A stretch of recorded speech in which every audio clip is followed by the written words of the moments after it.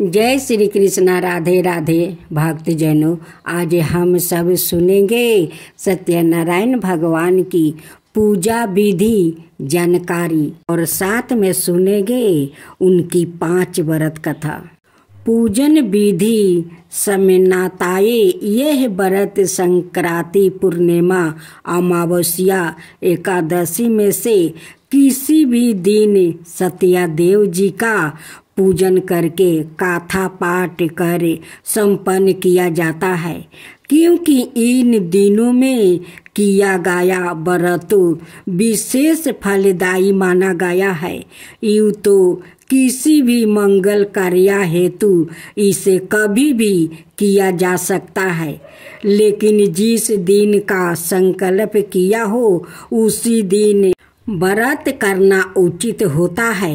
व्रत के दिन जो सामग्री लगती है उसको पहले से इकट्ठा कर ले, जैसे केले के पत्ते, आम के पत्ते, तोरण के लिए 5 पल्लव, कलश, 9 ग्रहों के लिए लाल कपड़ा, भगवान के आसन के लिए सफ़ेद कपड़ा, शालिग्राम में सील, तुलसी दल, चंदन, चावल, अबीर, गुलाल, कुमकुम, लवंग, इलायची, नारियल, सुपारी, धूप, अगरबत्ती, पुष्पा, अनेक मौसमी फल, केला, पंचमृत, दक्षिणा, नैवेद्य, पुनिया, आह्वाचन, प्रसाद के लिए मंजीरी, मिष्टन आदि।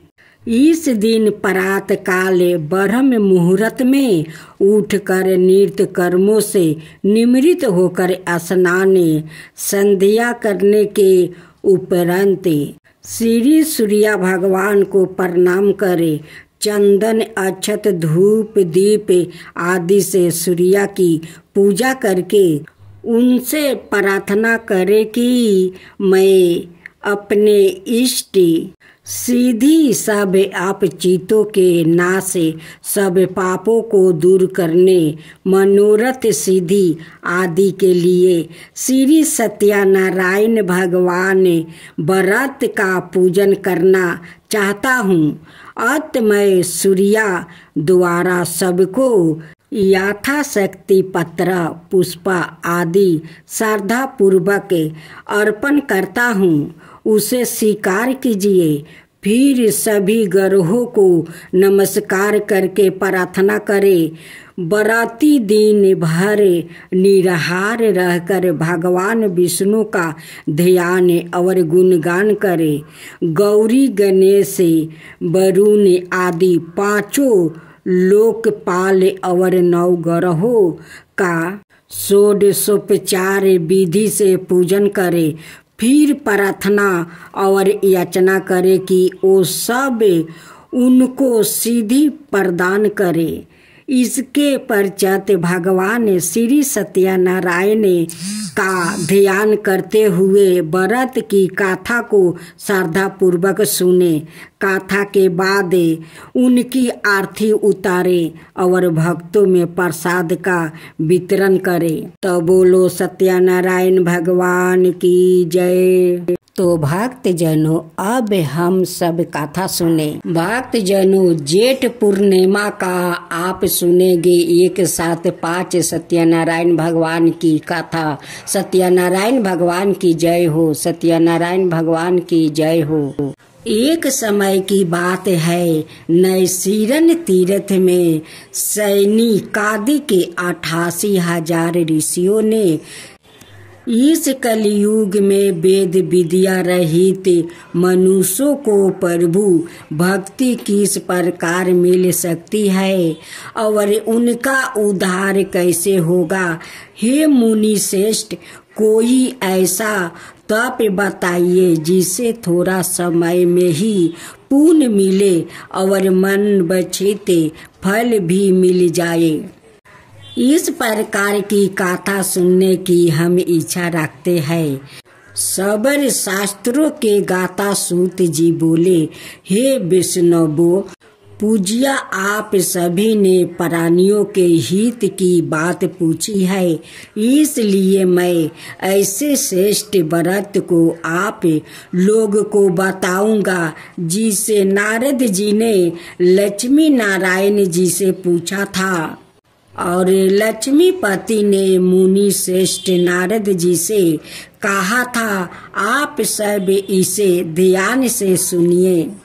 एक समय की बात है, योगी राज नारद जी दूसरों के हित की इच्छा लिए अनेकों लोकों में घूमते हुए मृत्युक लोक में आ पहुँचे। यहाँ उन्होंने अनेक योनियों में जन्मे पर आए सभी मनुष्यों को अपने कर्मों द्वारा अनेकों दुखों से पीड़ित देखा। उनका दुख देख नारद जी सोचने लगे कि कैसे यत्न किया जाए जिसके करने से निश्चित रूप से मानव के दुखों का अंत हो जाए। इसी विचार पर मनन करते हुए वो विष्णु लोक में गए। वहाँ वो देवों के ईश्वर भगवान नारायण की स्तुति करने लगे, जिनके हाथों में शंख चक्र गदा परदुम थे, गले में वरमाला पहने हुए थे। स्तुति करते हुए नारद जी बोले, हे भगवान, आप अत्यंत शक्ति से पसंद है। मन और वाणी भी आपको नहीं पा सकती है। आपका आदि मध्यम और अंत नहीं है। निर्णय स्वारूप दृष्टि के कारण भक्तों के दुख को दूर करने वाले आपको मेरा नमस्कार है। नारद जी की स्तुति सुन विष्णु भगवान बोले, हे मुनि श्रेष्ठ, आपके मन में क्या बात है? आप किस काम के लिए पधारे हैं? उसे निसंकोच कहो। इस पर नारद मुनि बोले कि मृत्यु लोक में अनेक योनियों में जन्मे मनुष्य अपने कर्मों के द्वारे अनेकों दुख से दुखी हो रहे हैं। हे नाथ, आप मुझ पर दया रखते हैं तो बताइए कि वो मनुष्य थोड़े प्रयास से ही अपने दुखों के कैसे छुटकारा पा सकते हैं। श्री हरि बोले, हे नारद, मनुष्यों की भलाई के लिए तुमने बहुत अच्छी बात पूछी है, जिसके करने से मनुष्य मोह से छूट जाता है। वो बात मैं कहता हूँ, उसे सुनो। स्वर्ग लोक मृत्यु लोक दोनों में एक दुर्लभ उत्तम व्रत है जो पुण्य देने वाले है। आज सो प्रेम बस होकर मैं उसे तुमसे कहता हूँ। श्री सत्यनारायण भगवान का व्रत अच्छी तरह विधान पूर्वक करके मनुष्य तुरंत ही यहाँ सुख भोग करे मरने पर मोक्ष पाता है। श्री हरि के वचन सुन नारद जी बोले कि उस व्रत का फल क्या है और उसका विधान क्या है? यह व्रत किसने किया था? इस व्रत को किस दिन करना चाहिए? सभी कुछ विस्तार से बताइए। नारद जी की बात सुनकर श्री हरि बोले, दुख शोक को दूर करने वाला यह व्रत सभी स्थानों पर विजय दिलाने वाला है। मानव को भक्ति भाव श्रद्धा के साथ शाम को श्री सत्यनारायण की पूजा धर्म परायण होकर ब्राह्मणों बंधुओं के साथ करनी चाहिए। भक्ति भाव से ही नैवेद्य केले का फल, घी, दूध और गेहूं का आटा सवाए ले। गेहूं के स्थान पर साठी का आटा, शक्कर और गुड़ लेकर सभी भक्षण योग पदार्थों को मिलाकर भगवान का भोग लगाए, ब्राह्मणों सहित बंधु बंधुओं को भी भोजन करवाए, उसके बाद सवाए भोजन करे, भजन कीर्तन के साथ भगवान की भक्ति में लीन हो जाए। इस तरह से सत्यनारायण भगवान का यह व्रत करने पर मनुष्य की सारी इच्छाएं निश्चित रूप से पूरी होती है। इस कली काल अर्थात कलयुग में मृत्यु लोक में मोक्ष का यही एक सरल उपाय बताया गया है। श्री मन नारायण नारायण नारायण, भज मन नारायण नारायण नारायण। श्री सत्यनारायण भगवान की जय। अब सुने दूसरा अध्याय। सूत जी बोले, हे ऋषियों, जिसने पहले समय में इस व्रत को किया था उसका इतिहास कहता हूँ, ध्यान से सुनो। सुंदर काशीपुरी नगरी में एक अत्यंत निर्धन ब्राह्मण रहता था। भूखे प्यासे से परेशान वो धरती पर घूमता रहता था। ब्राह्मणों से प्रेम करने वाले भगवान ने एक दिन ब्राह्मण का वेश धारण कर उसके पास जाकर पूछा, हे वीरपा, नित्य दुखी होकर तुम पृथ्वी पर क्यों घूमते हो? दीन ब्राह्मण बोला, मैं निर्धन ब्राह्मण हूँ, भिक्षा के लिए धरती पर घूमता हूँ। हे भगवान, यदि आप इसका कोई उपाय जानते हो तो बताइए। वृद्धा ब्राह्मण कहता है कि सत्यनारायण भगवान को मन वांछित फल देने वाले हैं, इसलिए तुम उनका पूजा करो। इसे करने से मनुष्य सभी दुखों से मुक्ति हो जाता है। वृद्धा ब्राह्मण बन कर आए सत्यनारायण भगवान उस निर्धन ब्राह्मण को व्रत का सारा विधान बताकर अंतर्ध्यान हो गए। ब्राह्मण मन ही मन सोचने लगा कि जिस व्रत को वृद्धा ब्राह्मण करने को कह गया है, मैं उसे जरूर करूँगा। यह निश्चित करने के बाद उस रात में नींद नहीं आई। वो सवेरे उठकर सत्यनारायण भगवान के व्रत का निश्चित करे भिक्षा के लिए चल गया। उस दिन निर्धन ब्राह्मण को भिक्षा में बहुत धन मिला, जिससे उसने बंधुओं के साथ मिलकर श्री सत्यनारायण भगवान का व्रत संपन्न किया।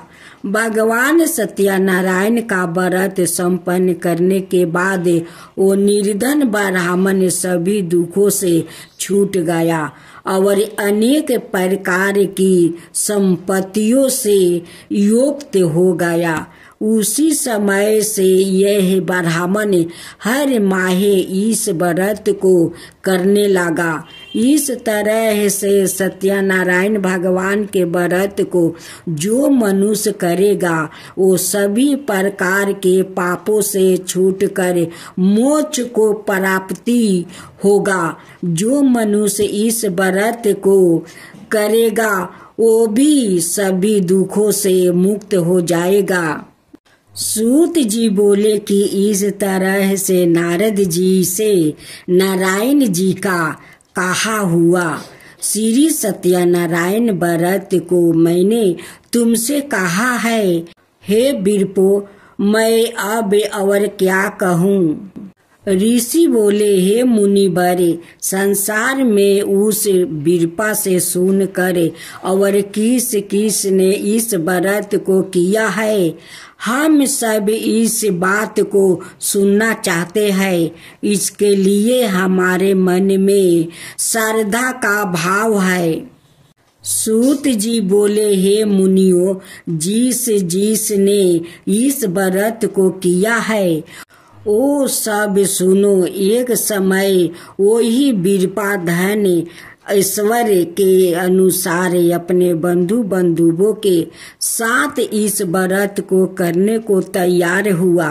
उसी समय एक लकड़ी बेचने वाला बूढ़ा आदमी आया और लकड़ियां बाहर राख कर अंदर ब्राह्मण के घर में गया। प्यास से दुखी वो लकड़हारा उनको व्रत करते देखा। बीरपा को नमस्कार कर पूछने लगा कि आप यह क्या कर रहे हैं और इसे करने से क्या फल मिलेगा, कृपया मुझे भी बताइए।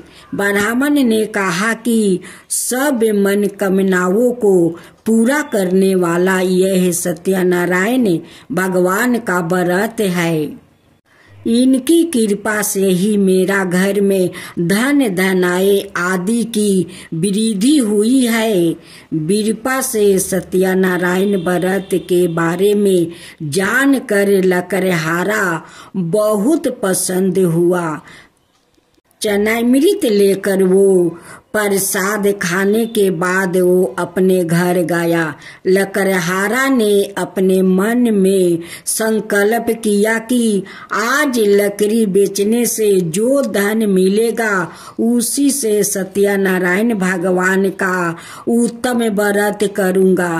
मन में इस विचार को ले बूढ़ा आदमी सिर पर लकड़ियां रखा उस नगर में बेचने गया जहाँ धनी लोग ज्यादा रहते हैं। उस नगर में उसे अपनी लकड़ियां का दाम पहले से 4 गुना अधिक मिलता है। बूढ़ा प्रसन्नता के साथ दाम लेकर शक्कर, घी, दूध, दही और गेहूं का आटा लेकर आता है। सत्यनारायण भगवान के व्रत की अनाय सामग्रियों लेकर अपने घर गया। वहां उसने अपने बंधु बंधुओं को बुलाकर विधि विधान से सत्यनारायण भगवान का पूजन और व्रत किया। इस व्रत के प्रभाव से वो बूढ़ा लकड़हारा धन पुत्रा आदि से युक्त होकर संसार के समस्त दुख भोगे अंत काल में वैकुंठ धाम चला गया। श्री मन नारायण नारायण नारायण, भज मन नारायण नारायण। श्री सत्यनारायण भगवान की जय। अब तीसरा अध्याय सुने। सूत जी बोले, हे श्रेष्ठ मुनियों, अब आगे की कथा कहता हूँ। पहले समय में उल्का मुख नाम का एक वृद्धिमान राजा था। वो सत्य भक्त और जितेंद्रिया था। प्रतिदिन देव स्थानों पर जाता और निर्धनों को धन देकर उनके कष्ट दूर करता था। उसकी पत्नी कमल के समान मुख वाली थी, सती साध्वी थी। भरतशील नदी के तट पर उन दोनों ने श्री सत्यनारायण भगवान का व्रत किया। उसी समय साधु नाम का एक वेश्या आया। उसके पास व्यापार करने के लिए बहुत सा धन भी था। राजा को व्रत करते देख कर वो विनय के साथ पूछने लगा, हे राजन, भक्ति भाव से पूर्ण होकर आप यह क्या कर रहे हो? मैं सुनने की इच्छा रखता हूँ, तो आप मुझे बताइए। बंधुओं के साथ पुत्रादि की प्राप्ति के लिए एक महाशक्तिमान श्री सत्यनारायण भगवान का व्रत वो पूजन कर रहा है। राजा के वचन सुन साधु आदर से बोला, हे राजन, मुझे इस व्रत का सारा विधान कहिए। आपके कथन अनुसार मैं भी इस व्रत को करूँगा।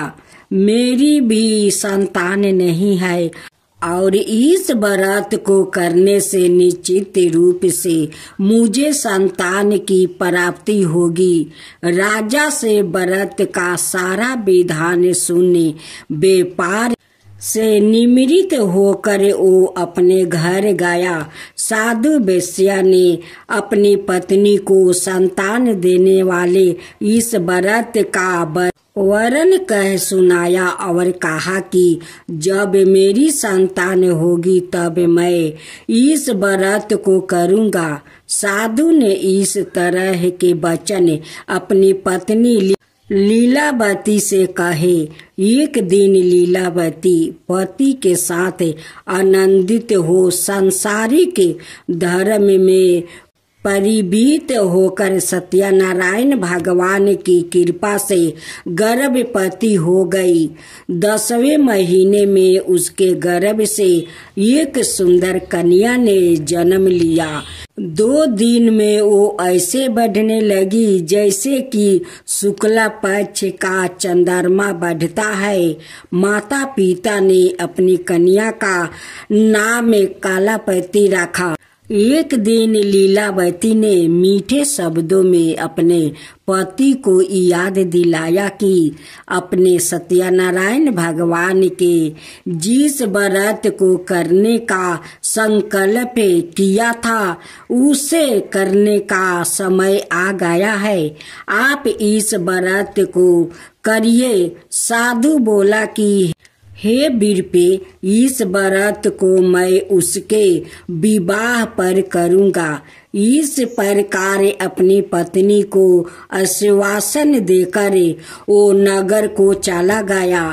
कालावती के घर में रहकर वृद्धि को प्राप्ति हो गई। साधु ने एक बार नगर में अपनी कन्या को सखियों के साथ देखा तो तुरंत ही दूत को बुलाया और कहा कि मेरी कन्या के योग वर देख कर आओ। साधु की बात सुनकर दूत कंचन नगर में पहुंचा और वहां देखभाल कर लड़की के सुयोग बानिक पुत्रा को लेकर आया। सुयोग लड़के को देखे साधु ने बंधु बंधुओं को बुलाकर अपनी पुत्री का विवाह करवा दिया। लेकिन दुर्भाग्य की बात यह है कि साधु ने अभी भी श्री सत्यनारायण भगवान का व्रत नहीं किया। इस पर श्री सत्यनारायण भगवान क्रोधित हो गए और श्राप दिया कि साधु को अत्यधिक दुख मिले। अपने कार्य में कुशल साधु बिना जमाई को लेकर समुन्दर के पास स्थिति होकर रत्नासरपुर नगर में गया। वहां जाकर दामाद ससुर दोनों मिलकर चंद्रकेतु राजा के नगर में व्यापार करने लगे। एक दिन भगवान सत्यनारायण की माया से एक चोर राजा का धन चोराकर भाग रहा था। उसने राजा के सिपाहियों को अपना पीछा करते हुए देखा। चोराया हुआ धन वहां रख दिया जहां साधु अपने जमाई के साथ ठहरा हुआ था। राजा के सिपाहियों ने साधु वेश्या के पास राजा का धन पारा देखा तो वो ससुर जमाई दोनों को बांध कर प्रसन्नता से राजा के पास ले गया और कहा कि उन दोनों चोरों का हम पकड़ लिया है। आप आगे की कार्यवाही की आज्ञा दे। राजा की आज्ञा से उन दोनों को कठिन कारावास में डाल दिया गया और उनका सारा धन भी उनसे छीन लिया गया। सत्यनारायण भगवान का श्राप से साधु की पत्नी भी बहुत दुखी हुई। घर में जो धन रखा था उसे चोर चोरा ले गया। शारीरिक और मानसिक पीड़ा और दुख प्यास से अति दुखी हो। अन्न की चिंता में कालावती ने ब्राह्मण के घर गई। वहां उसने श्री सत्यनारायण भगवान का व्रत होते देखा। फिर कथा भी सुनी। वो प्रसाद ग्रहण करे वो रात को घर वापस आई। माँ ने कालापति से पूछी कि हे पुत्री, अब तक तुम कहाँ थी? तेरे मन में क्या है? कालावती ने अपनी माता से कहा कि हे माता, मैंने एक ब्राह्मण के घर में श्री सत्यनारायण भगवान का व्रत देखा है। कन्या के वचन सुन लीलावती भगवान के पूजन की तैयारी करने लगी। लीलावती ने परिवार बंधुओं सहित सत्यनारायण भगवान का पूजन किया और उसने वर मांगा कि मेरे पति और जमाई शीघ्र घर आ जाए। साथ ही यह भी प्रार्थना की कि हम सब का अपराध क्षमा करे। श्री सत्यनारायण भगवान इस व्रत से संतोष हो गए और राजा चंद्रकेतु को सपने में दर्शन दिया। कहा कि हे राजन, तुम उन दोनों वेश्यों को छोड़ दो और तुमने उनका जो धन लिया है उसे वापस कर दो। अगर ऐसा नहीं किया तो मैं तुम्हारा धन, राज्य, संतान सभी को नष्ट कर दूंगा। राजा को यह सब कहकर वो अंतर्ध्यान हो गए। प्रातः काल सभा में राजा ने अपना सपना सुनाया। फिर बोले कि बानिक पुत्रा को कैद से मुक्ति कर सभा में लाओ। दोनों ने आते ही राजा को प्रणाम किया। राजा मीठे वाणी में बोला, हे महानुभावों, भाग्य बस से ऐसा कठिन दुख तुम्हें प्राप्ति हुआ है, लेकिन अब तुम्हें कोई भय नहीं है। ऐसा कहकर राजा ने उन्हें दोनों को नए वस्तु भूषण भी पहनाया और जितना धन उनका लिए था उसे दोगुना धन वापस कर दिया।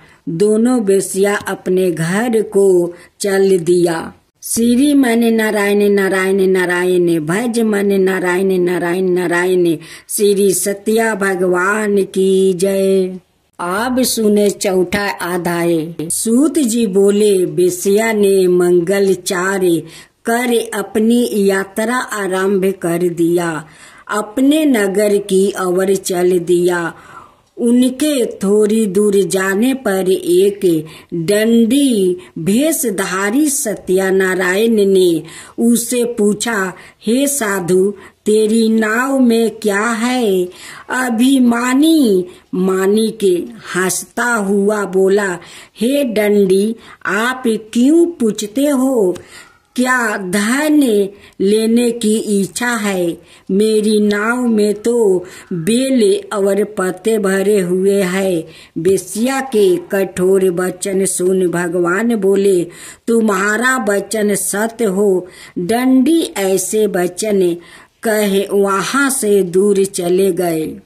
कुछ दूर जाकर समुन्दर के किनारे बैठ गया। दंडी के जाने के बाद साधु वेश्या ने नित्य क्रिया के पश्चात नाव को ऊंची उठाते देख कर अचंभा माना और नाव में बेल पाता आदि देखे वो मूर्छित होकर जमीन पर गिर पड़ा। मूर्छित खोलने पर वो अत्यंत शोक में डूब गया। तब उसका दामाद बोला कि आप शोक ना मानो, यह दंडी का श्राप है, इसलिए हमें उनकी शरण में जाना चाहिए। तभी हमारी मनोकामना पूरी होगी। दामाद की बात सुनकर वो डंडी के पास पहुंचा और अत्यंत भक्ति भाव से नमस्कार करके बोला, मैंने आपसे जो जो सत्य वचन कहे थे उनके लिए मुझे क्षमा कर दीजिए। ऐसा कह करे महान शोकातुर होकर रोने लगा। तब दंडी भगवान बोले, हे वाणी के पुत्रा, मेरी आज्ञा से बार बार तुम्हें दुख प्राप्ति हुआ है। तू मेरी पूजा से विमुख हुआ है। साधु बोला, हे भगवान, आपकी माया से ब्राह्मण आदि देवता भी आपके रूप को नहीं जानते, तब मैं अज्ञानी कैसे जान सकता हूँ। आप प्रसन्न हुए हो, अब मैं समर्थ के अनुसार आपकी पूजा करूँगा। मेरी रक्षा करो और पहले के समान नौका में धन भर दो। साधु वेश्या के भक्ति पूर्वक वचन सुनकर भगवान प्रसन्न हो गए और उसकी इच्छा अनुसार वरदान देकर अंतर्ध्यान हो गए। ससुर जमाई जब नाव पर आए तो नाव धन से भरे हुए थे।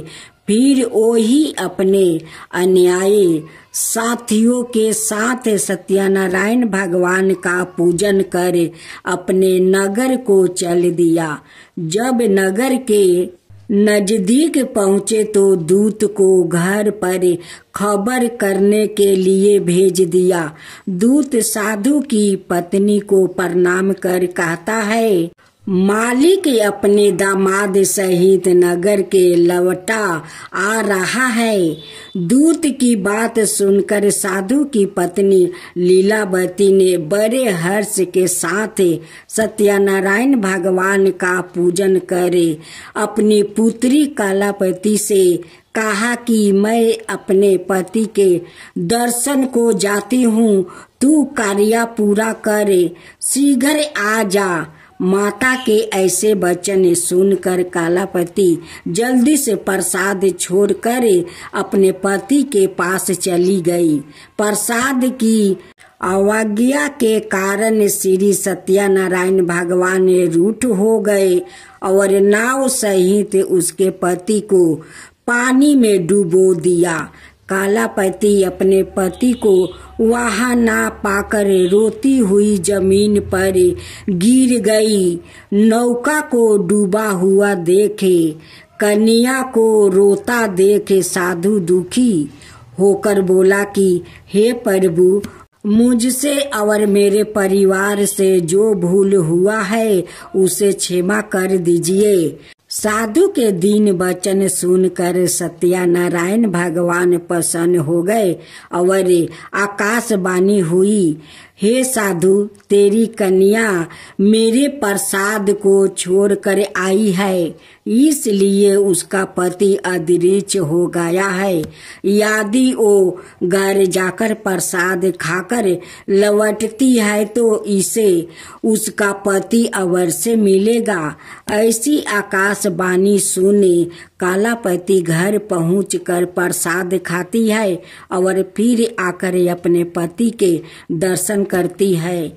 उसके बाद साधु अपने बंधु बंधुओं सहित श्री सत्यनारायण भगवान का विधि विधान से पूजन करता है। इस लोक का सुख भोगे वो अंत में स्वर्ग जाता है। श्री मन नारायण नारायण नारायण भज मन नारायण नारायण नारायण। श्री सत्यनारायण भगवान की जय। अब सुने सत्यनारायण भगवान की 5वां अध्याय। सूत जी बोले, हे ऋषियों, मैं और भी एक कथा सुनाता हूँ, उसे भी ध्यान पूर्वक सुनो। प्रजा पालन में लीन तलिंग धवजे नाम का एक राजा था। उसने भी भगवान का प्रसाद त्याग कर बहुत ही दुख सहना पड़ा था। एक बार वन में जाकर बनाए पशुओं को मारकर वो बर के पेड़ के नीचे आया। वहां उसने ग्वालों को भक्ति भाव से अपने बंधुओं सहित सत्यनारायण भगवान का पूजन करते देखा। अभिमान बस राजा ने उन्हें देखकर भी पूजा स्थान में नहीं गया और न ही उसने भगवान को नमस्कार किया। ग्वालों ने राजा को प्रसाद दिया, लेकिन उसने वो प्रसाद नहीं खाया और प्रसाद को वही छोड़कर वहां अपने नगर को चला गया। जब वो नगर में पहुंचा तो वहां सब कुछ तहस नहस हुआ पाया, तो वो शीघ्र ही समझ गया कि यह सब भगवान ने ही किया है। वो दोबारा ग्वाला के पास पहुंचा और विधि पूर्वक पूजा करके प्रसाद खाया, तो सत्यनारायण भगवान की कृपा से सब कुछ पहले जैसा हो गया। शीघ्र काल तक सुख भोगने के बाद मरणोपरांत उसे स्वर्ग लोक की प्राप्ति हुई। जो मनुष्य परम दुर्लभा इस व्रत को करेगा तो भगवान सत्यनारायण की अनुकंपा से उसे धन धनाई की प्राप्ति होगी। निर्धन धनी हो जाता है और भय मुक्त हो जीवन जीता है। संतानहीन मनुष्य को संतान सुख मिलता है और सारे मनोरथ पूर्ण होने पर मानव अंत काल में वैकुंठ धाम को जाता है। सूत जी बोले, जिन्होंने पहले इस व्रत को किया है, अब उनके दूसरे जन्म की कथा कहता हूँ। वृद्ध सातानंद ब्राह्मण ने सुदामा का जन्म लेकर मोक्ष की प्राप्ति की। लकड़हारा ने अगले जन्म में निषाद बनकर मोक्ष प्राप्ति किया।